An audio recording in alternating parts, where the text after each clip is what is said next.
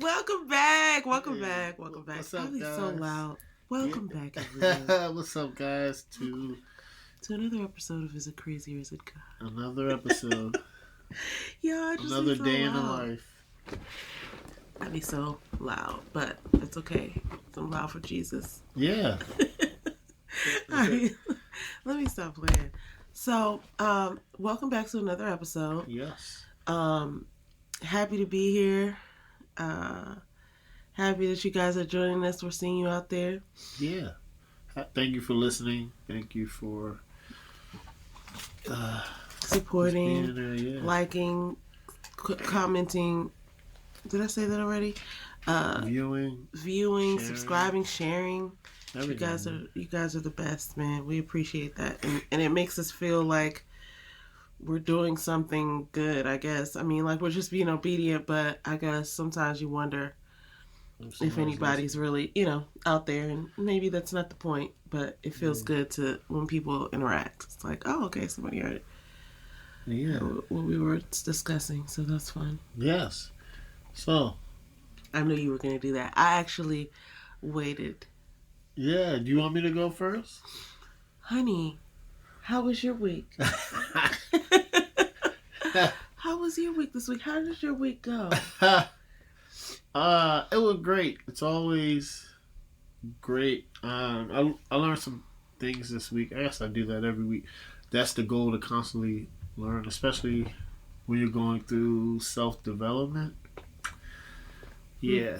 So I learned this week how was my week? It was good. But I learned some things that I have forgotten. Okay.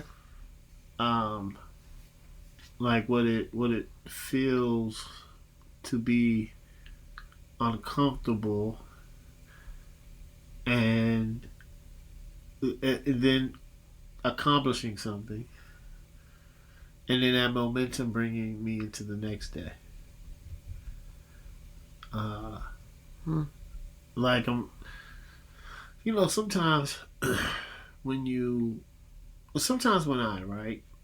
I go to work and I do the same thing over again, it feels mundane. It's not supposed to feel like that. Yeah. And even though uncomfortable is different, and I did it and I felt really good. Now, here's the thing. This week, I woke up early 3 times, guys, right? And I'm going to be more consistent with that. And it's just about building the habit, right? That's what I'm trying to focus on for my week. But overall, it was good. I learned a lot. And I'm going to continue to learn more, especially with this reading. Like, every time we read, it reminds me of something that I'm doing that I need to pray about. That's what it's supposed to real. do, right? That's real. It's like, that's real. I do that too much. I'll give you an example. We read again. We did a recap, and at the end of Numbers, it recaps what Numbers is about. Mm-hmm. And it was, once again, it brought up the Israelites complaining multiple times. Yeah. Oh, and I do that so much. And we all forget that that God has given us, right, the greatest gift, which is Jesus Christ, our Lord and Savior, right? Not only that, He gives us life, right? And we complain. We're in a certain position at our job, whether our car doesn't work. And we have to remember that some people don't have cars, or, like, it's this video, I don't know if anybody's seen it, where this guy is driving a Lamborghini, and then the guy that is driving a regular car wish he was driving the Lamborghini. Then a guy that is riding a bike is wishing that, oh man, I wish I had a car. Mm-hmm. Then the lady that is walking, she's walking or waiting for the bus. She's like, oh man, I wish I had a bike. Mm. And the guy in the Lamborghini is looking at the lady like she looks happy. Mm. Like, you gotta be careful Wow. of what, like, you know, like stop complaining about where you're at in life and just be appreciative and just thank God. Because if you have gratitude and you're obedient, the blessings are gonna come, and it's gonna be okay. But you have to do those things first. So that's what my week is reminding me of. That's how my week's been. So my week, guys, are always gonna be great, right? Yeah. You know, we listen to shout out to Social Proof. Donnie's always like, my week is amazing. Yeah. I'm getting it now. First I was like, oh, she's saying that. Now that I'm on this, you know, actually we're on this self-development path, your week is amazing because you woke up. Yeah. You know? So, how was your week? Yeah. I didn't mean to do all that. No, that was great. I appreciate that. I was really with you on that. Because the whole time you were talking about not complaining, I was thinking of myself, about how I've been complaining. Oh, man, and here's the really real and messed up part. It's like, I don't want to be a complainer, but I just don't see myself remembering not to complain. Because, like, I'm reading the same thing you're reading. And I see myself in these Israelites. And I see myself, you know, just like, oh, man, I be doing that, you know? And then I wake up. And I mean, like, I'd be so excited. And we read the word. And then I get into like either my work day or something happens. Like last week it was traffic. I had a situation with traffic last week. Yeah. And I just started complaining. Which day? The one that was Thursday. Yeah, well, I went to work. Yeah. Man. Yeah. I had some real unchristian words and feelings towards traffic. It wasn't even a particular person. Thursday night or morning? Thursday night. Thursday after work. I had some real unchristian thoughts and feelings towards traffic in general. It wasn't the people. It wasn't a particular person that I wanted to, get revenge on. It's just the overall complaint that everyone who was driving should have known that I was trying to get somewhere at a certain time. How arrogant is that, right? I just felt like that, though. I did. I'm not going to lie. Like, I felt like, what are all these people doing in my way? And don't they know I have to be somewhere by a certain time? Right? Isn't that so arrogant and silly? I really felt like that. I really sat there and felt like that. Like, and so while you're talking about complaining, I'm just like, even though I know this stuff, we're reading the same stuff. You know, I still go into my days, you know, with that sort of thing. But okay, here's the difference now between the former me and this me after we post reading the Bible as we have been. It doesn't last as long, right? Whereas I think before I would let a bad moment dictate a morning, dictate a day, dictate a week, right? Like you get that first, like a snowball, you get that first bad thing that happened, and then you let it fester and roll over into the next thing. Now you looking for something bad to happen so that you could be like, see, right? And I don't do that. I don't do that.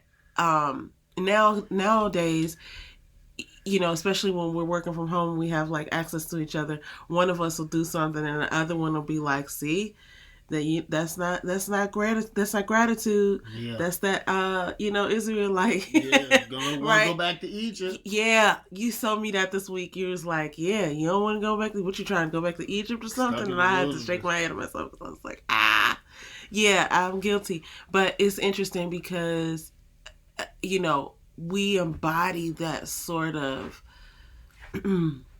complaining gene. We just do. So it's funny now because we're catching it.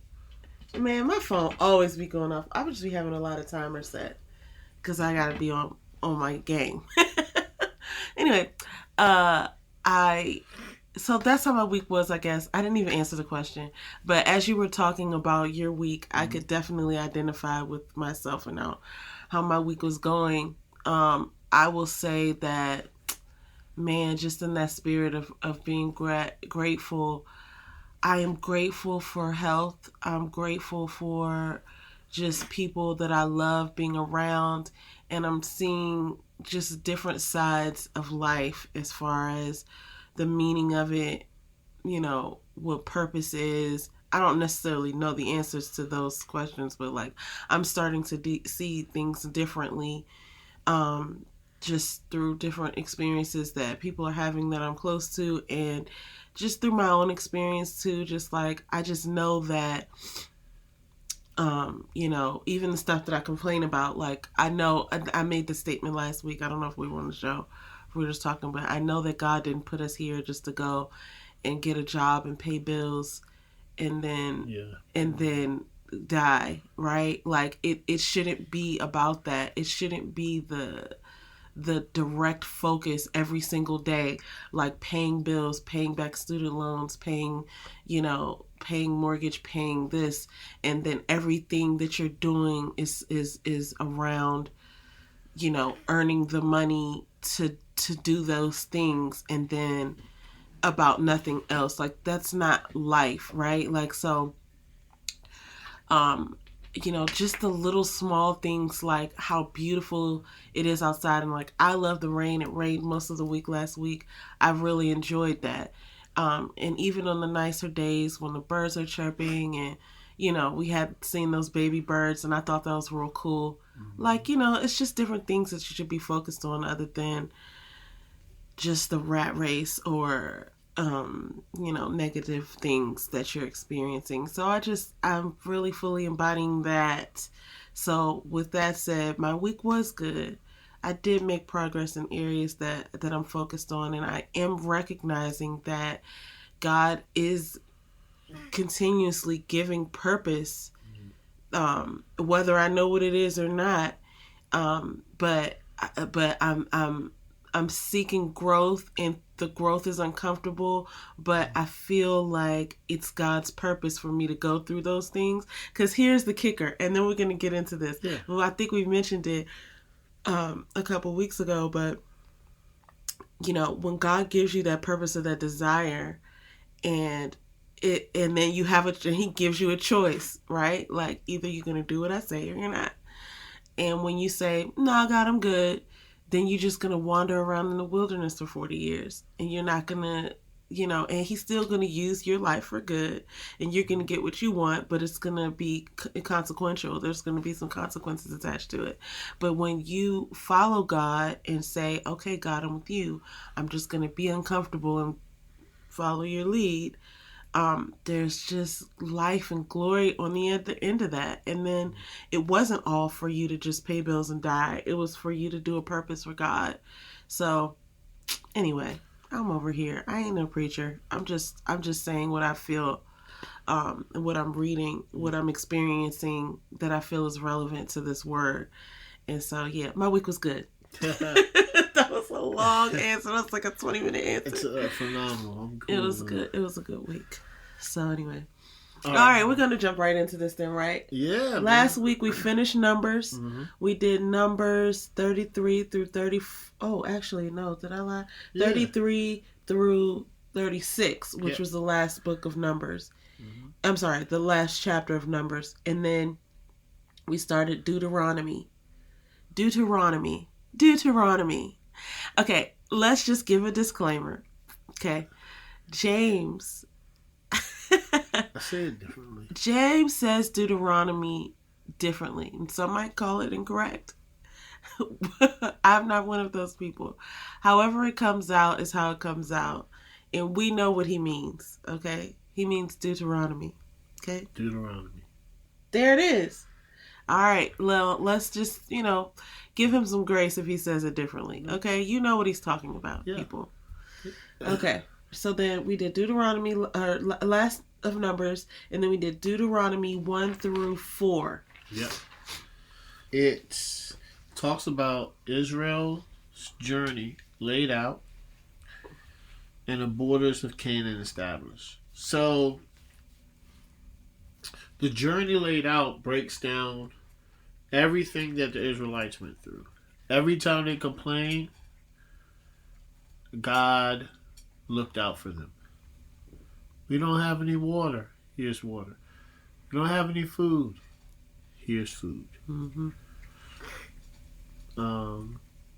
Even we want meat. Yeah. We want this. We want that. He gave it to them. Gave it to. It talks about the Levites, Korath, rising up. It talks about also, you remember when God showed them the land and the Israelites said we can't defeat the giants. Yeah. We're like grasshoppers. Yeah. God said, you're not going to see it. So their generation died in the wilderness, and now their offspring are now seeing the promised land that God promised Abraham. So after all the complaining, God still looked out. Right? And we even got to the end of Numbers where Balaam, right? I don't know if it's Balaam or Balaam. I say Balaam. That's what it looks like to me. But I was listening to something on the Bible Project, and they kept saying Balaam, and I was like, Balaam. Okay, so. But I don't know. Listen, it looks like Balaam to me. It looks like Balaam, right? We're not going to get all of this stuff 100%, guys. So it's about the message. So Balaam, while the Israelites didn't even know, Balaam was blessing them instead of cursing them because Balak wanted to curse them. The Israelites didn't even know that God still had their back. So we complain and God still looks out for us. Isn't that something? We complain and complain and complain, and God's like, all right, here's some water. Here's some meat. Here's some manna. That's what it is, right? So it's just interesting. So that's like the Israelites, the journey played out. And then the borders of Canaan established this. They start establishing who's going to rule what portions of the land of Canaan. It does say. It says Balaam. Balaam. Or Balaam. I don't know Balaam? what that means. Oh, Balaam? I'm just going to say it the way that I know that the long line over the A means it's a long vowel. But what does that little dot mean? I don't know. Because I thought it should be like a little... Balaam? A dip for the short vowel. Like a lamb? Listen, I'm just going to say Balaam. I'm just going to say Balaam. Okay. Balaam or whatever. We know who I'm talking about. What do you see in this reading that is most helpful? About Israel's journeys laid out and the borders of Canaan established. Wait, it says most hopeful. Oh, most hopeful. I'm sorry, not hopeful. That's okay, because it's a different question. What do you see in this reading that is most hopeful? Okay, so that's most hopeful. Yes. Okay, a couple of things, actually. The fact that they kept it moving, that God let them keep it moving, even though it was really their parents, I think. So the Exodus Israelites didn't get into that generation didn't get into the promised land. But the fact that God just was with them and he kept it moving. There was this one part, and this is one of those repetitive parts, but it wasn't as repetitive as normally it was. It goes into great detail.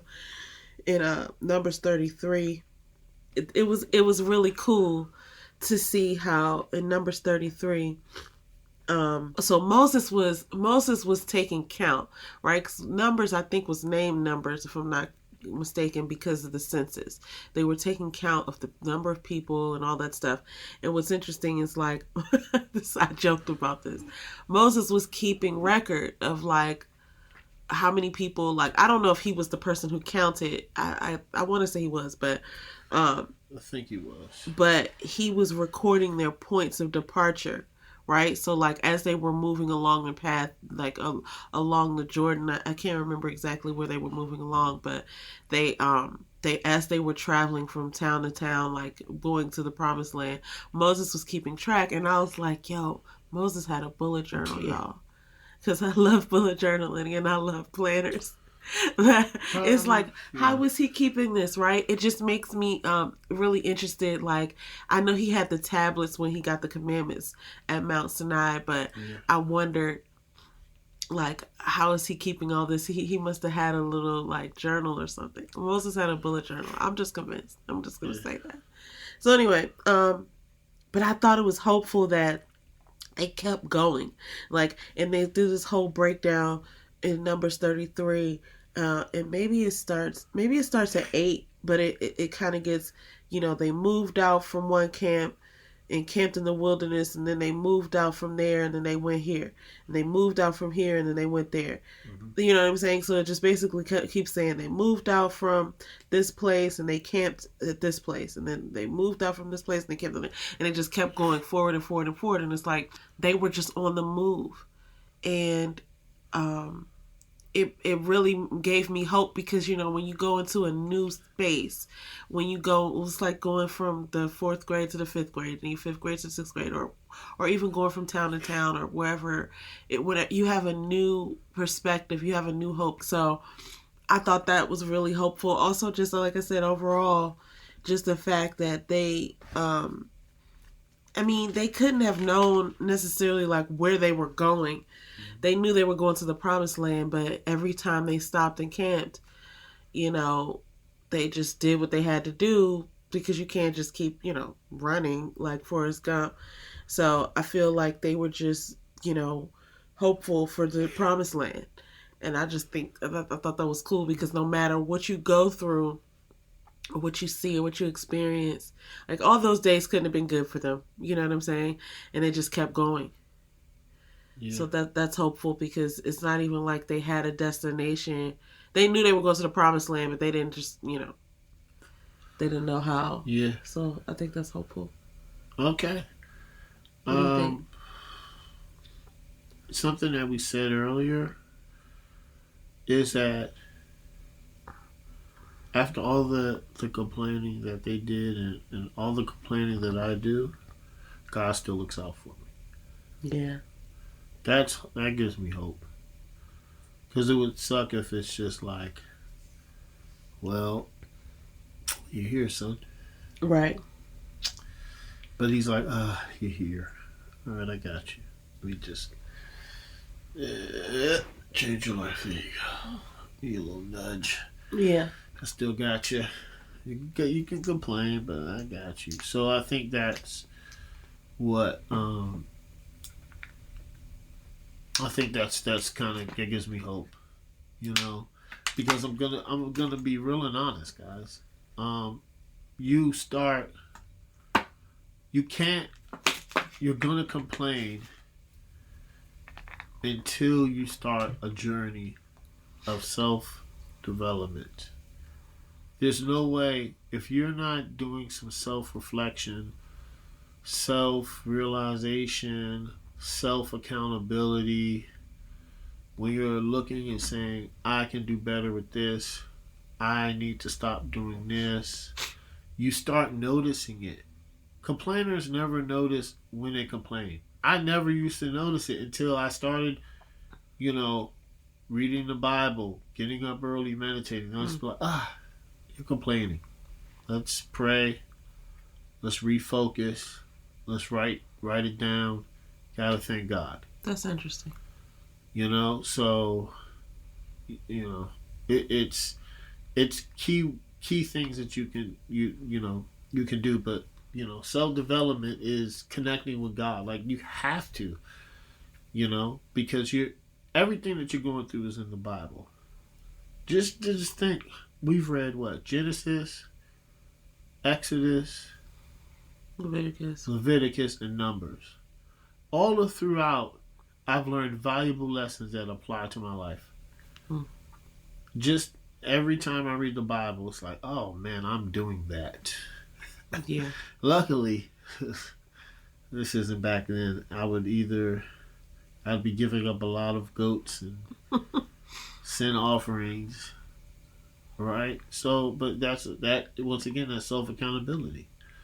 But you don't get that unless you start reading the Bible, and then you start noticing you complain. And then when you start noticing you complain, you can be accountable, and you can pray, and you can get better at it. Correct. Self-correct. You can self-correct, right? You can be like, please stop complaining, right? Because I'm gonna be real and honest. I don't think that I probably did it more, but since I've been on this journey, I see it way more. I don't think I noticed it at first, Yeah. So that's interesting how the word is kind of like a reflection. It's like a mirror. When you were speaking about, and I don't want to get too far off of our, off of the text, but when you're speaking about accountability, like self accountability and self journey and self, things like this, it reminded me of just something that I don't know if this is a word or a book or whatever. I've never seen it, but I call it selfology. You have sociology where you study, society or whatever, societies, cultures, things like this. But selfology, like one of the points that I was making last week when I was talking to James about something that I'm doing. But I was like, we need to study ourselves like individually, because even if someone else is studying you, right, even if it's someone else's job to study you, like they're doing a biography or a movie about you, a documentary or something, they still don't have as much information as you have on you. And so who better to study you than you, right? And the benefit of studying yourself is because it's obviously going to let you see what you're doing, and if you're if you have a desire to be better, like it starts with the study of what you're actually doing. And I would venture to say that a lot of us don't recognize what we're actually doing. We kind of just going through the motions, and it's one of the reasons why people say so much that they don't have time. And it's like, when you have time, you just are spending some of your time on something that you're not even paying attention to, right? So it's funny when you say that, because I think about selfology and self-study, like the study of yourself and what you're actually doing. And so when we're reading this, they're probably, we talk about self-development. We're doing other things in addition to reading the Bible.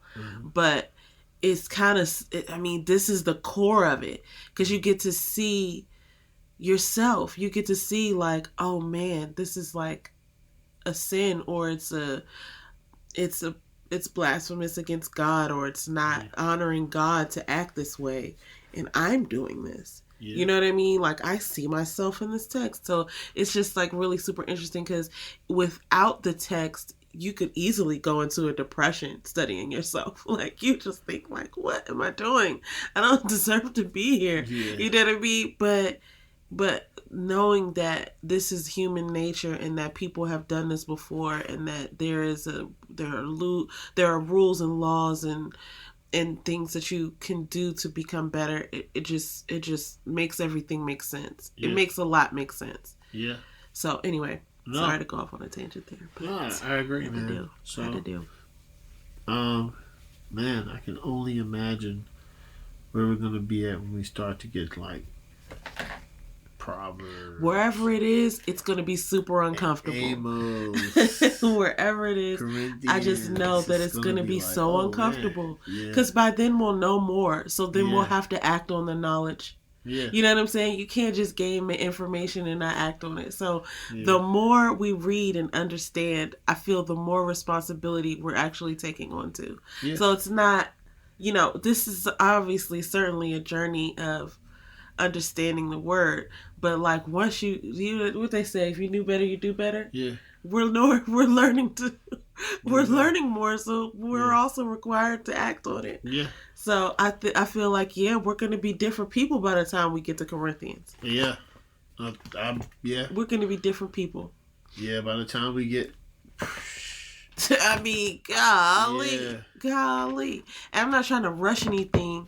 you know, but different people. but as we learn more, and then some of the stuff is like repetitive, it kind of speaks to things that we already saw or read. So that's really good because it's not like you're just gaining all this, you know, new information. What do you do with this? But I'm also learning through this. Okay, sorry. I'm also learning through this how to absorb information because it's not about memorizing it and knowing every single word of what you read. It's about understanding it, absorbing it, and coming away with your takeaway.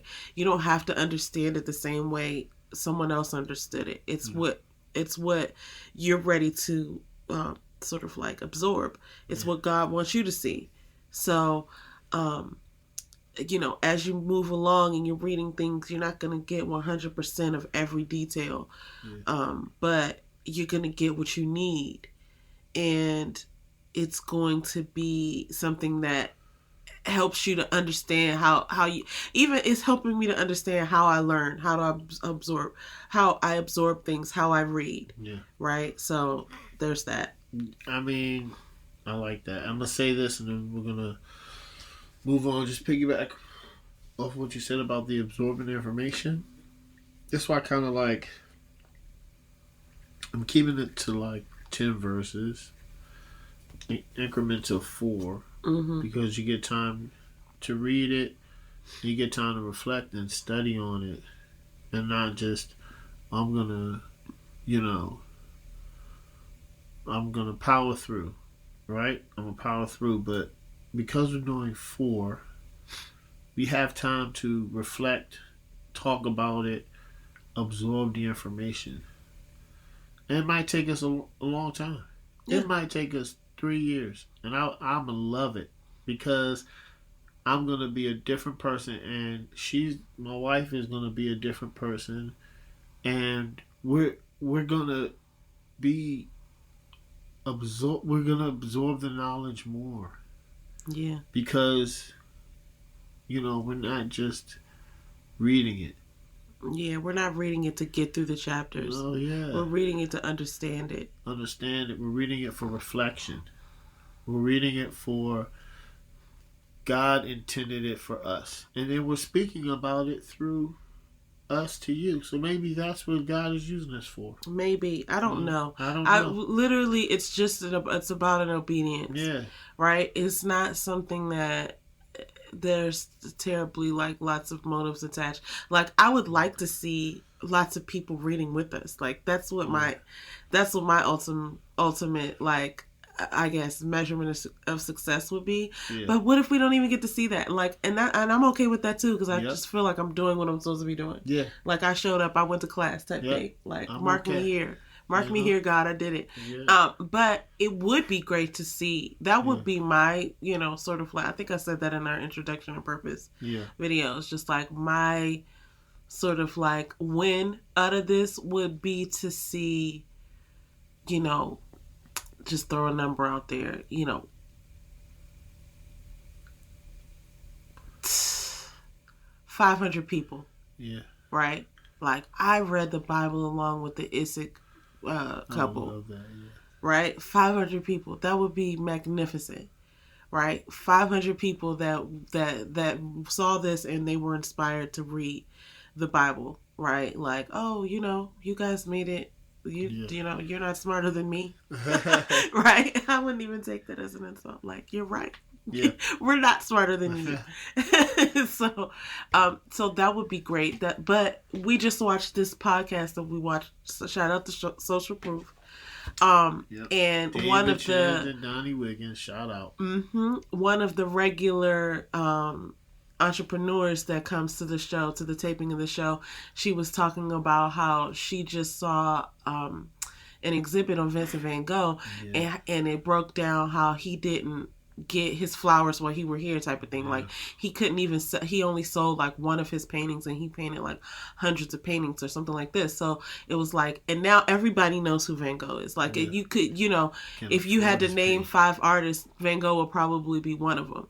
And I don't know a lot about his life. I heard something happened to his ear. I don't really know the story about it, but I knew he was poor. Like I knew that before she said it. and I knew that nobody knew who he was. But it's like, if he was just being obedient or just doing whatever he was passionate about, he wasn't guaranteed that, oh, everybody, you're gonna paint and everybody's gonna see it and they're gonna love it and they're gonna come pat you in the back and be like, your painting was great. Like, you're not afforded that, right? Like, you're not guaranteed that. So I always say all that just to say, it's possible that this thing just lives on the internet for decades, and then one day somebody's like, oh, back in 2022, this couple was reading the Bible. Yeah. You know what I mean? And we could be 90 years old by then, or maybe not even here anymore. Yeah. But we're just we're being obedient. So anyway. All right. Keep going on tangents here. What is a tangent when you have a podcast? It's all conversation. It's all conversation. There is no tangent. This is the perfect job for us, because all we do is sit around and talk and push around ideas and challenge each other's assumptions. So this is podcasting was made for us. Is it? Yeah. That's my mom calling. Shout out, your mom made it though. I mean, you can play it, but I don't know. No, we're not gonna do that. All right. What about made the podcast? I'll call her right back up. All right, cool. So Numbers 35 to 36. It was towns for the Levites, cities of refuge, limitations on women property owners. Mm-hmm. So the town for the Levites, basically, if the Israelites got some land, the Levites, God was like, the Levites need land too, which is fair. Yeah. There are.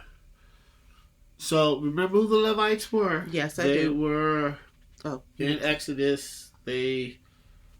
When some of the people, when Moses came back down and they were worshiping a golden bull, Aaron was there too. Worshiping the bull as well, and which happens. Listen, if you don't, it does. If you're left to your own devices, Yeah. So when Moses said, "Whoever's of God, come with me," some people did, and they were the Levites. Some were the Levites, and then God said, "Now they're going to take a vow and work for me." So it's only fair that the Levites get some of the land. The cities of refuge. Basically, if you commit a crime, if you murder somebody, nothing happens to you. You go to the city of refuge. People leave you alone until you stand trial. And the limitations on women property owners, that was about the whole Jubilee thing. Yeah.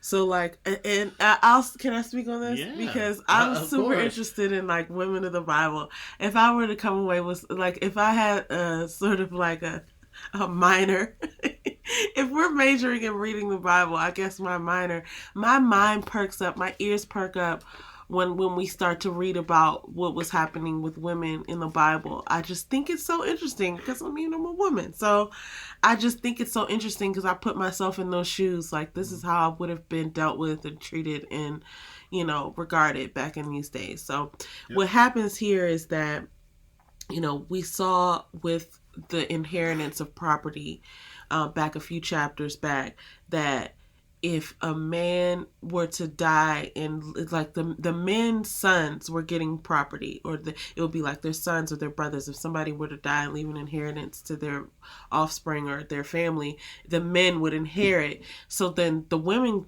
rose up and were like, well, wait a minute, what if we don't have any brothers? Shouldn't we be able to claim our father's property? You know what I'm saying? If he's, if he passes away. And God said yes. So with that though, if a woman is to inherit her father's property, so we're here. The woman inherited the land of her father because there were no brothers or male counterparts involved after her father passed away, left an inheritance. The woman received the inheritance. Now, if that woman goes and marries into another tribe, right? If that woman goes and marries into another tribe, then then, what happens to the inheritance? The inheritance gets, absorbed by that new tribe. So now it could be off balance, right? It could quickly get off balance if a woman from one tribe inherited her father's inheritance and then married someone from another tribe, right? So then it becomes a rule that in order to keep the inheritance, and then they went through this whole thing about at Jubilee, which is I think every 50 years, then it would get, repurposed or restructured. But if you have an inheritance and then you marry somebody, it's still the inheritance of you, of your new family. So it could get out of balance that way. So then they made up the rule that the women have to marry within their tribes. They basically have to marry their cousins. They have to marry their cousins in order to keep the inheritance within their own family and tribe.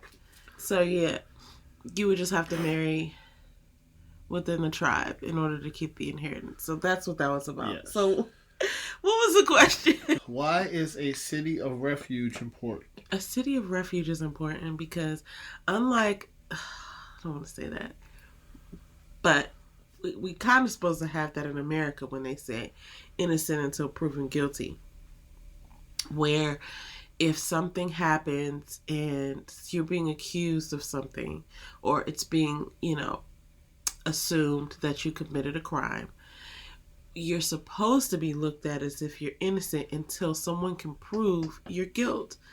But that is not exactly the way it works. A lot of times people get prosecuted in the media before the trial ever even takes place, right? Sometimes it's based on what people have seen on video or what have you, but sometimes it's just based on assumption, and it's based on bias, and it's based on prejudice. Sometimes it's based on racism. Okay, had to say that. And so if you think, you think of the you know who I'm talking about, the guys in Central Park 5. Yeah. That is one thing. And I feel like that's happened a lot with Black people in particular, right? Where we just watched this episode of, what's the name of that show? With Queen Latifah.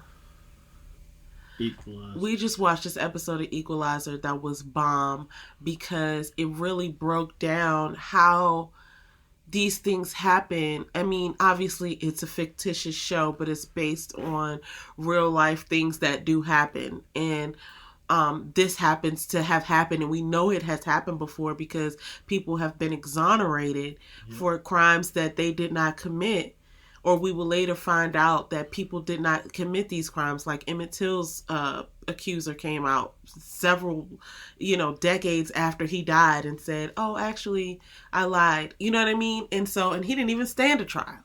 Okay, so, that's one example, but there's plenty of examples that are more recent, things that have happened in the 70s, the 80s, the 90s, the 2000s, where people were accused of doing things and were basically prosecuted. 2020. This year, listen, so it's a lot of stuff that happens like that where people are accused of doing something, or it's assumed that they've done something, and then they don't even get a fair shake because everyone already assumes they're guilty. And so that's why I think it's important to have a city of refuge, because at least there's somewhere you can go to be sort of protected, until the facts come out, or until, things go in the way of an investigation. Instead of, I can only imagine having to walk through the town and people are whispering about you, or, or somebody trying to get revenge on something they think you did without all the information coming to light. So I think a city of refuge is important. And I want to point out that it's not jail.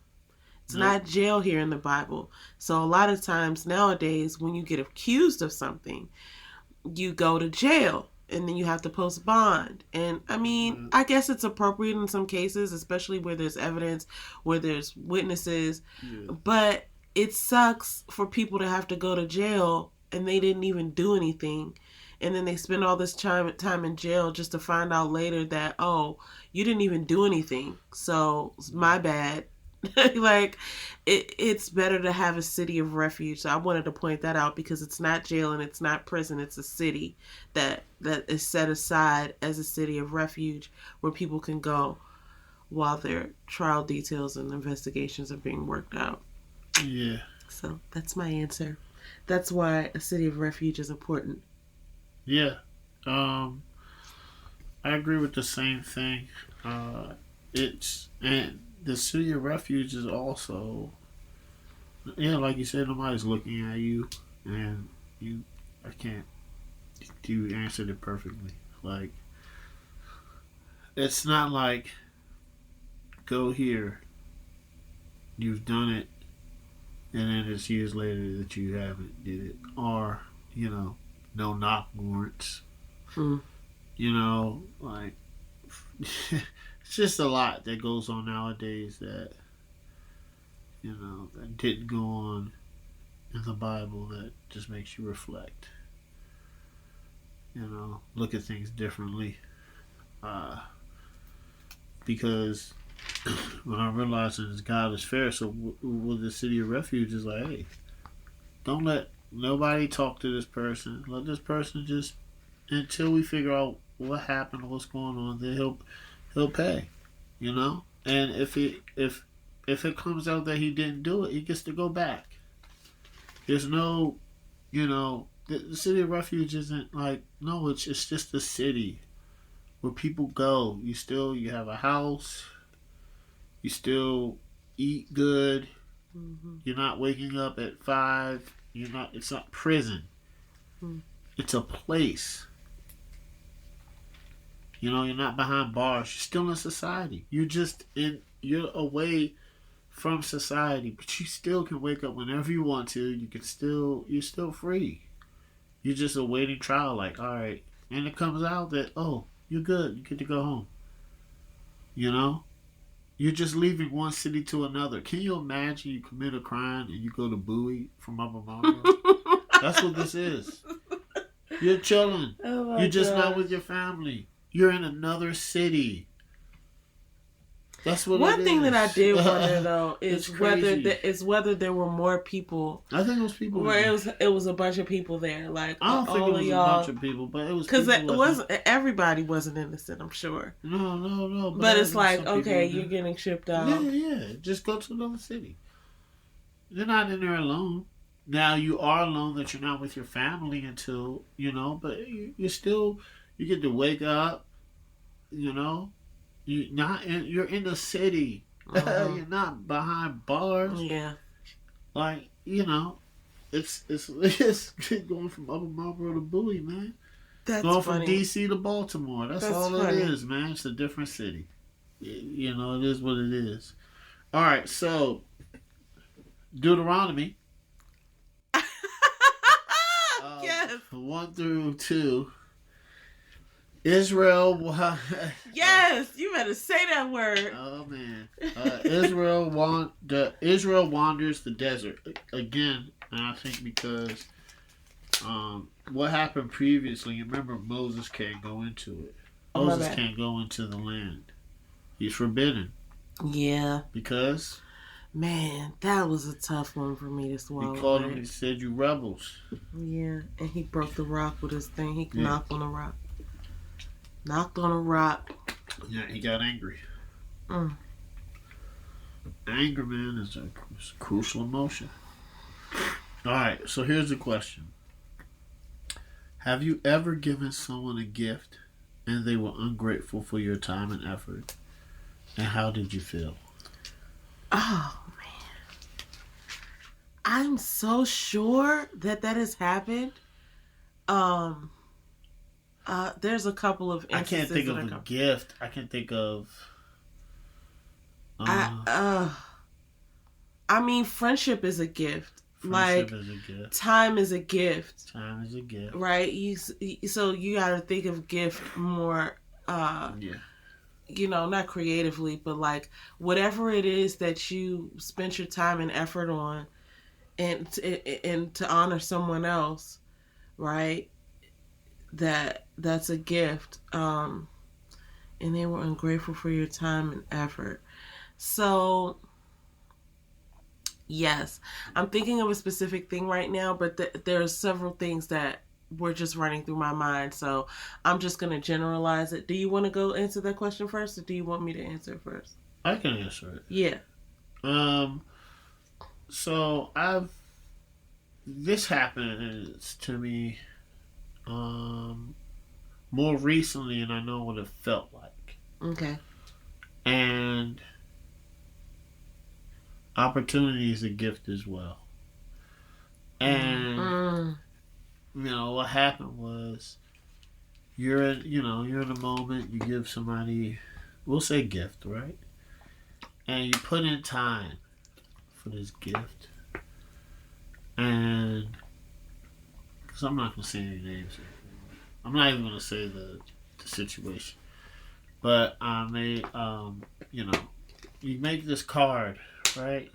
You make a card, you get some color pencils, and you go to Michael's, and you make it.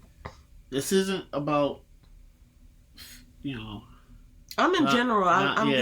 generalize. I'm not trying to figure nothing out. And I put it together, and I gave this person a gift, and I didn't realize it until some time went by, and then I noticed some things, and then I was like, they don't appreciate the time and effort that I put into this. And it hurt. It hurt. It hurt. I was like, oh man, it hurt, because it's not only that to me, you didn't care. I took my time, drove to Michael's, put this card together, did some research. I got the right color pencils and the markers and the paint. I drew up a card and gave it to you. And I come over your house, and it's underneath your, it's holding up your couch or something like that. And I'm like, golly, man. So then it hurts. It just feels like that. The person didn't care about the time and the effort that I put into it. Yeah. So this is a wild trip here, because I'll tell you the situation after we get off. It's not with you. And so this is funny, right? Because as you were sitting there saying that, I was actually imagining a few times where I didn't appreciate some of the things that you do for me. Because, you're in a marriage and you just kind of like, this person's always around, they're always talking, they're always in your way or whatever you think, right? Yeah. They're living their life too, you know what I'm saying? Yeah. So sometimes you don't recognize that. That being me, like sometimes I don't recognize that. Sometimes I look around and it's just kind of like, well, are you happy too? You know what I'm saying? Like, I just be so in my own head that I just don't even be considering that all the time. But, that's why I be asking you sometimes, like, how are you doing? How are you feeling? Because it's just like, sometimes that helps me out. Like, I wonder what your experience is, But anyway, as you were saying that, I was thinking. That's good that you asked that, because sometimes, as a man, we don't get to ask how we feel. That's not like a cool question to ask each other, huh? No, kind of raised as this stone cold RoboCop beast. Like, this is how men are just supposed to provide. And listen, I provide, guys. I'm not saying absolutely. That, right? But it feels good when you ask how I feel. Because how you're doing is not how I feel. Yeah. Yes. So sometimes it's good to be like, you know what, I don't feel good, or I don't feel right, or this hurt. In those times, it seems like you hadn't even really considered or asked yourself. Yeah. Right. Like, that's how interesting. do I feel? So yeah, that's good. So I'm glad to know that. Yeah. So, but as you were talking about it, it made me think about the other seat, right? Because I already said I had a couple of examples of how, how I felt when I felt like people were ungrateful for what I did. But like then immediately I thought to myself like, well, dang, like I know I've taken things for granted before, especially with James. And so what I was just thinking about how that plays out on the end of the person who is unappreciative or ungrateful, right? When someone's doing something and you're not even taking into consideration that either like they're doing their best or they're having their day and everything's not about you. and then here you go being unsatisfied or displeased by their, it's not a performance for you, Faith. We're not just all here in the Faith production. So I was just thinking about that. But okay, here's the thing, that have I ever given someone a gift and they were ungrateful for your time and effort? Yes. There's two examples that I'm thinking of. I'm going to try to like group them together, generalize, but then I'm going to talk about what I come away with, right? So actually I might just go with this one example. I don't want to use specific names either. So what I realized, I didn't even want to use names or situations. Yeah, that's why this is so hard to that's answer. Why I made the card example. Yes, I have given someone a gift and they were ungrateful for time and effort. It made me feel not even like disrespected, but like undervalued. It made me feel like, and I knew I had value, right? But it made me feel like what I was doing was undervalued. And so then that made me feel like the producer of undervalued product, if you will. So, and in that particular instance, it was actually a team of us.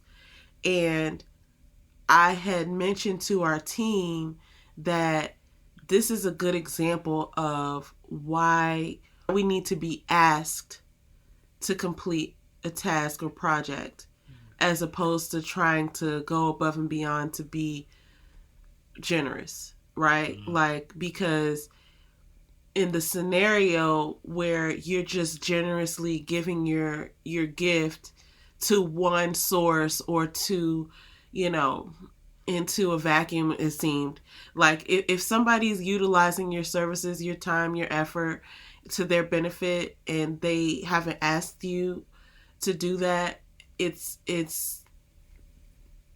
I don't like that for me, because the ask, right? It's not even like I need to exchange any monetary or barter anything. Just the ask, for someone to ask you, hey, would you mind, baking me this cake, or would you mind donating this, or would you mind spending some time looking into this? Just the ask is the showing that it's something of value that you need from me, right? So if you can purse your lips to ask me, then you know that you needed this favor, or that you're coming to me for this favor, and then whatever I produce will be appreciated because it will meet or exceed your expectations, or we can have that conversation when it happens. But when I just offer, and I'm continuously offering my service, my time, my product, whatever, and you're not asking for it, then it's easier for you to devalue it and say something of the like something similar to, well, I didn't even ask you to do all that. Right? And then it's just like, I guess you didn't. And so nobody ever said that, but it was just how I felt. Yeah. Right? And that's the answer to the question. Giving someone a gift, they were ungrateful for your time and effort. And honestly, who knows if they were ungrateful for it? Right? Like, they could have been grateful for it and didn't say it, but it made me feel undervalued. Yeah. It did. So I don't even know where that question came from. Wandering in the desert, I guess maybe God was feeling that way, or Moses was probably feeling that way. I would imagine Moses was probably feeling undervalued. Like, look, man, I've given my life to God to serve you people. and you're just constantly complaining. You're constantly complaining about where we're going, about whether I have the leadership skills to lead you there, about what you're going to eat, about what you're going to do. Has God not provided? And maybe the saying that God feels that way. Maybe it's saying that. I don't know where that question came from. We're reading out of the 365 daily Bible reading plan from teachsundayschool.com, so we're reading those questions. But I wondered, because they referenced that last book of, or they referenced Deuteronomy 1 and 2, and I'm wondering if that question was in response to Moses, or was it in response to God? Okay, so anyway. Let's Probably continue. not how God feels. Yeah, God doesn't need us. Me. Okay. Okay. Deuteronomy 3 and 4. Yes. Okay. Israel's wanderings in the promised land is here. God's words to Israel. The God's words were Moses commanded obedience. Idols were forbidden. False idols. He's gonna basically. I'm assuming this is gonna go back into the rules over again. So remember when Moses had the Ten Commandments, but they were also laws that were given. So it's the Ten Commandments, and then there's also a lot of laws and rules that follow the Ten Commandments. So I believe it's going to go back over that. You know, cleaning, festivals, firstborn animals, 7-year debt cancellation, clean and unclean food. Obey and love God. I'm reading what we're going to read next week, but it's going back over. Yeah, so Deuteronomy is the last 5 books of law, right? And so it's taken from a Greek translation meaning second law. So it's basically going back over the first laws and adding a second law, is what my understanding of it is. So you're absolutely correct. Yeah. So I think it's going to go back into it. So that's what Deuteronomy is, just basically the laws again and rules, and which is cool because since we're hearing it again, and I'm probably going to be like, oh. So you're going to get a lot of oof next week, right? So, all right, here's the last question. What are some things these people learned while wandering for 40 years? You want me to go first, or you want to go first? You can go first. What are some things these people learned while wandering for 40 years? Okay, they learned... Okay, so I got at least 3 things here. I'm going to try not to take all the answers. They learned that God provides. Like, they wandered around for 40 years and they never ran out of, like, you know what I mean? Like, they always had what they needed. I think they learned the laws and how to treat each other. Because you remember, we go back, they said, when you get to the promised land, right, you're going to encounter these people who are doing the wrong thing, so I need you to be familiar with all of the right things. And that's where the laws kind of came into play. I would like to think that so this is almost one of those iffies. This is my last and final one. I would like to think that they learned not to mess around with God, right? Because God's going to give you what you ask for, whether it's kind of like good for you in the long run or not. Like, he's going to, I don't say it like that. That's not true. But in their case, they, like, for instance, when they were like, oh, we don't want to attack the, I don't know, was it Midianites? I don't know. I got some stuff, like, switched around. Which one? With the grasshoppers and the giants? Yeah, they were like, Amorites. The Amorites, we don't want to attack them. It got, like, God told them, listen, go take the land, kill all the people, take the spoils and the, whatever, plunder, and take over the land, burn everything, start over.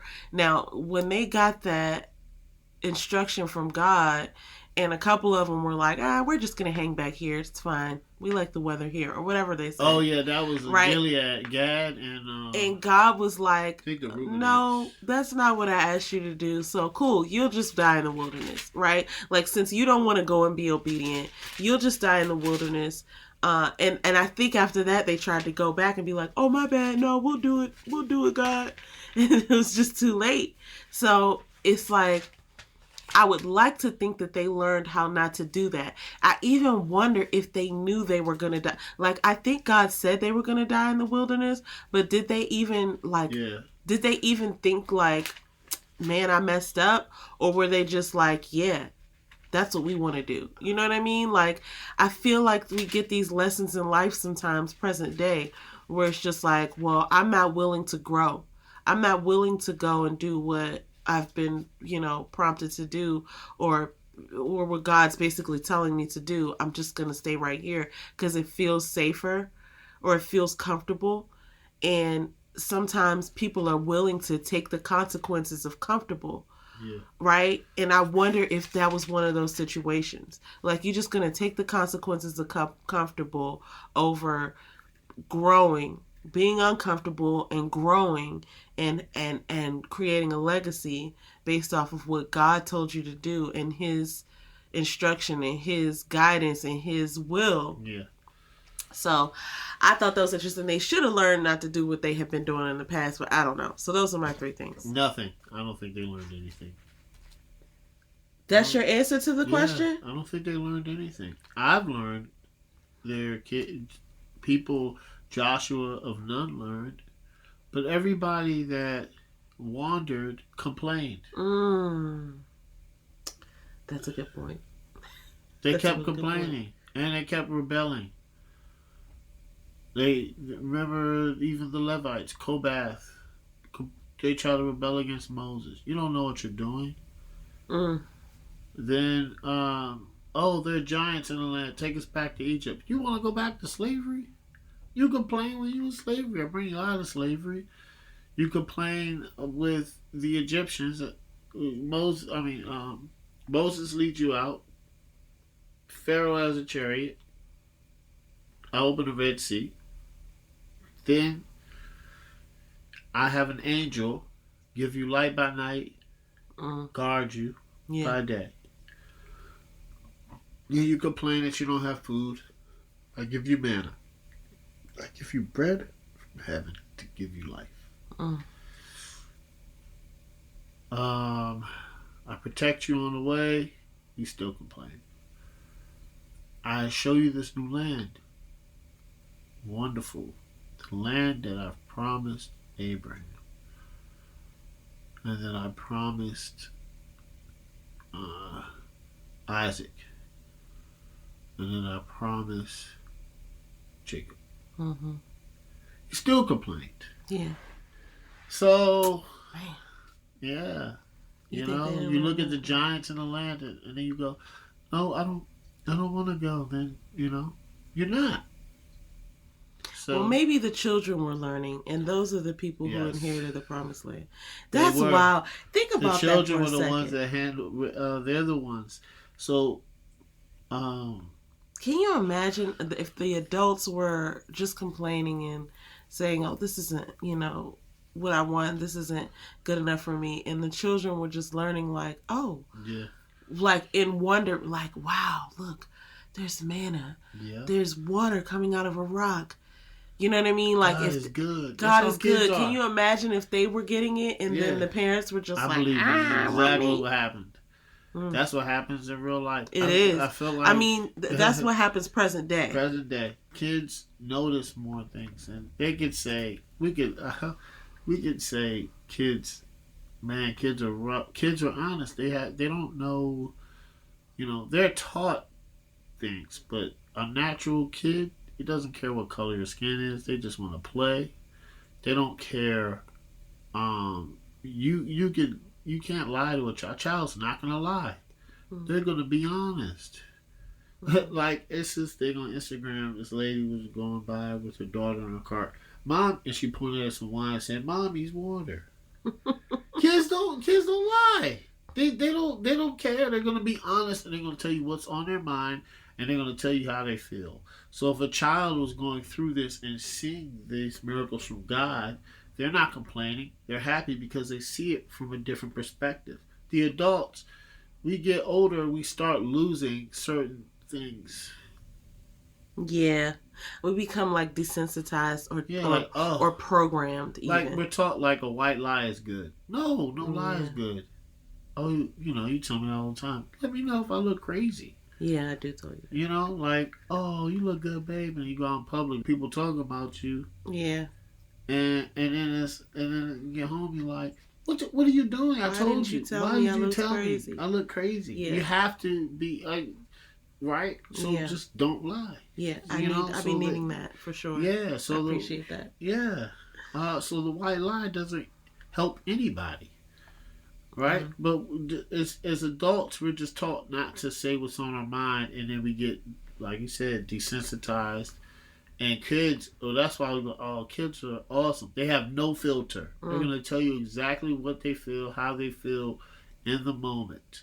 Oh my God.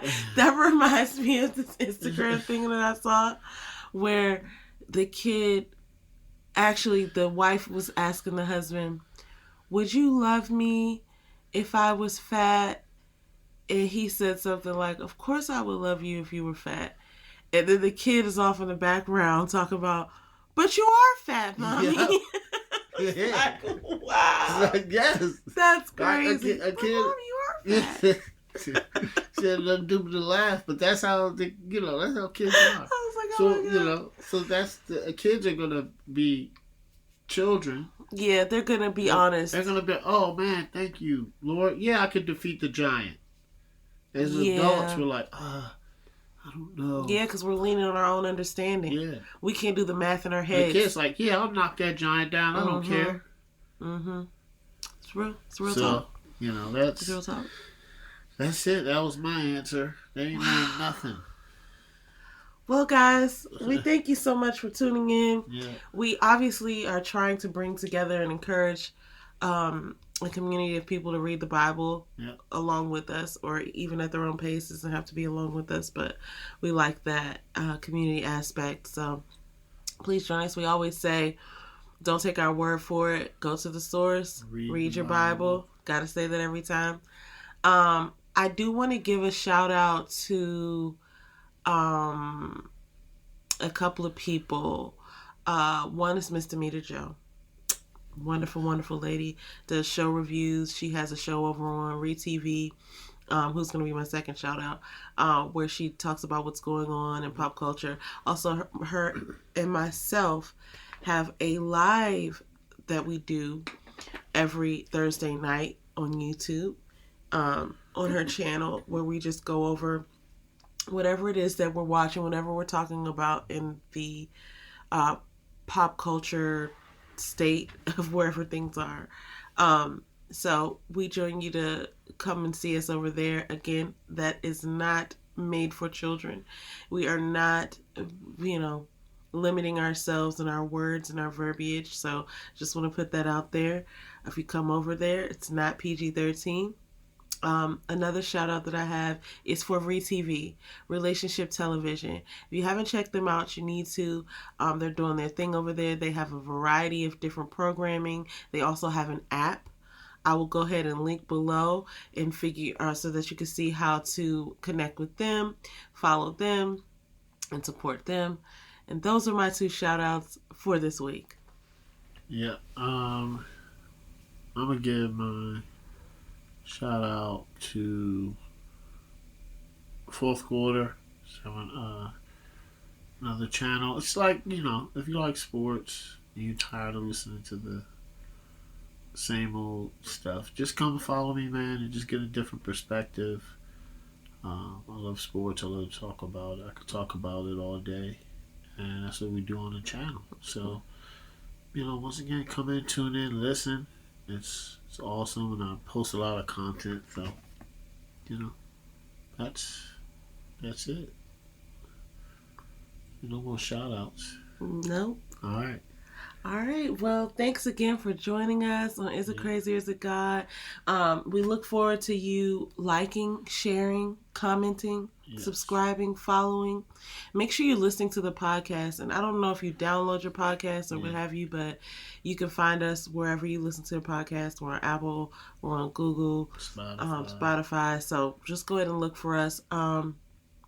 You can find us on social media by searching Is It Crazy or Is It God? You can also go to our link tree, which is on wherever you're seeing this. But it's also on our Instagram profile. But I also just want to say, if you are not subscribed, you want to do that. We're everywhere you are, we think. If you're on a social media platform and we're not there, we'd love for you to let us know. You can find us by searching Is It Crazy or Is It God? Or you could search IICIIG. And we appreciate the follow. We appreciate the support. We just want to get this out there and, have as many people be impacted as possible. Next week, we will be reading Deuteronomy 5 through 16. Deuteronomy 5 through 16. So we look forward to y'all reading with us, and we'll catch you next week. All right, guys. Bye. Peace.